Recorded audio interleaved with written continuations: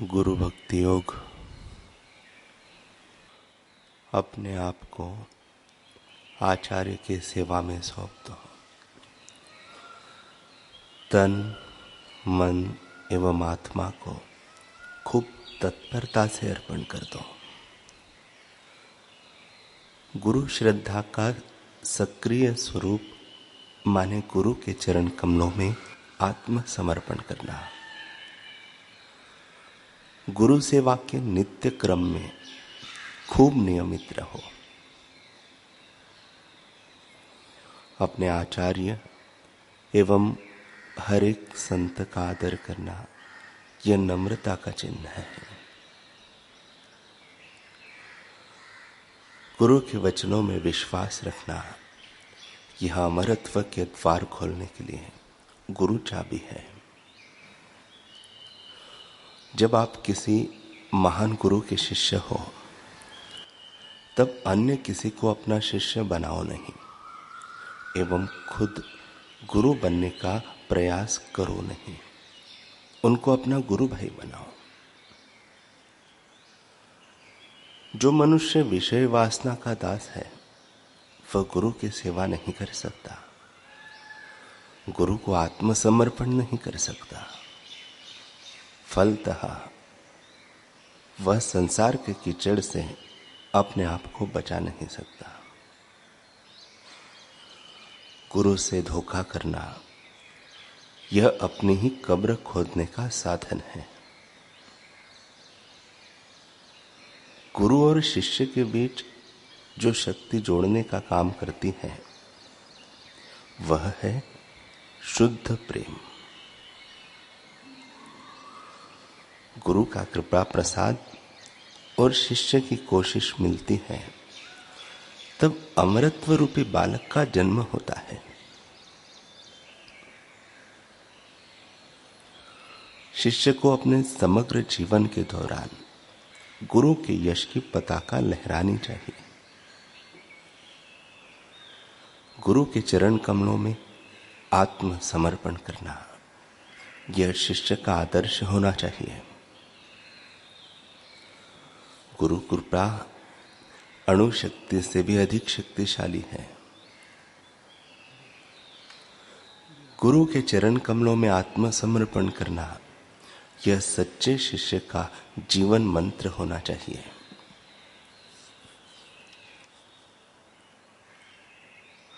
महावेदांती तोतापुरी महाराज को जब सन्यास धर्म में अनुष्ठानिक रूप से प्रविष्ट होने पर उनके गुरुदेव ने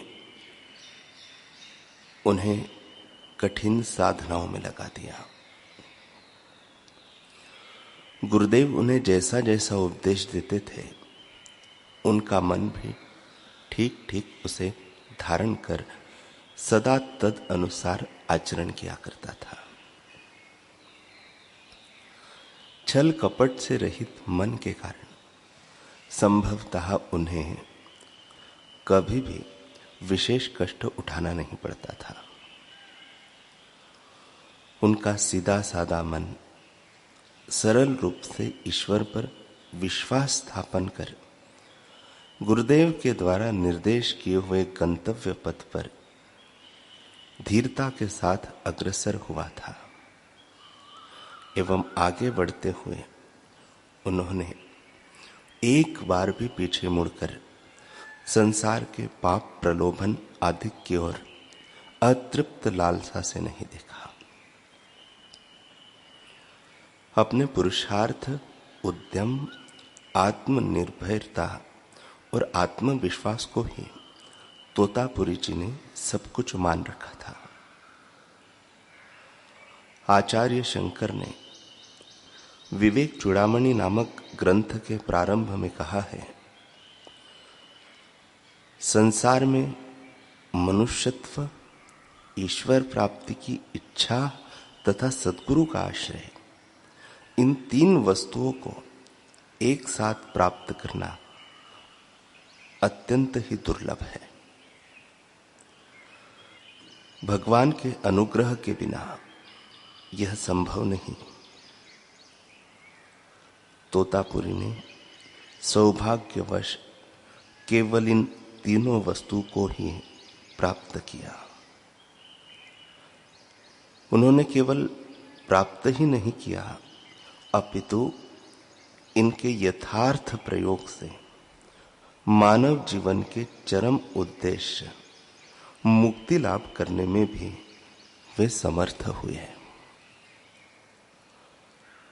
धूप बत्ती अपने सुरभि से वायुमंडल को सुरभित नहीं कर पाती यदि अग्नि स्नान उसे मान्य नहीं होता।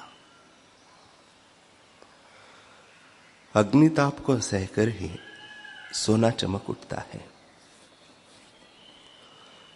ताप और संघर्ष की दुनिया में वही व्यक्तित्व चमकता है जो उसे सहता है। तोतापुरी जी अपनी चेतना में निखार लाने के लिए कृत संकल्प थे। परमहंस स्थिति की प्राप्ति। नागाओं की मंडली के महंत निर्वाचन की प्रथा के संबंध में तोतापुरी जी से श्री रामकृष्ण देव को विदित हुआ था कि नागाओं में जिसे परमहंस दशा की प्राप्ति होती थी, गद्दी खाली होने पर सब उसे ही महंत निर्वाचित कर गद्दी पर बैठाते थे। अन्यथा धन, सम्मान तथा अधिकार प्राप्त कर विरक्त बने रहना उसके लिए कैसे संभव हो सकता था। उसके मस्तिष्क का संतुलन नष्ट हो जाना स्वाभाविक था। इसलिए जिसके हृदय से कंचन की आसक्ति यथार्थ में दूर हो जाती थी, उसे ही गद्दी पर बैठाकर रुपए पैसे का भार सौंपा जाता था, क्योंकि ऐसे व्यक्ति के द्वारा ही देवता तथा साधुओं की सेवा में उस धन का ठीक ठीक उपयोग होना संभव था।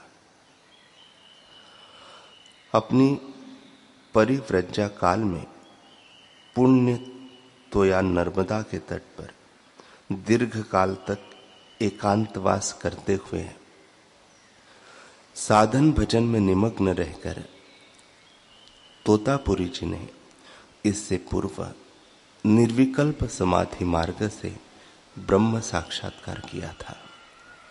यह बात वहां के प्राचीन साधु वर्ग कहा करते थे। इस प्रकार 40 वर्ष की कठोर साधनाओं ने तोतापुरी जी को ज्ञान के उच्चतम शिखर पर आरूढ़ कर दिया। तथापि उन्होंने अपने जीवन के कठोर नियमों और साधनाओं को बनाए रखा। यथा समय तोतापुरी जी को उनके गुरु के बाद मठ की गद्दी पर बिठाया गया।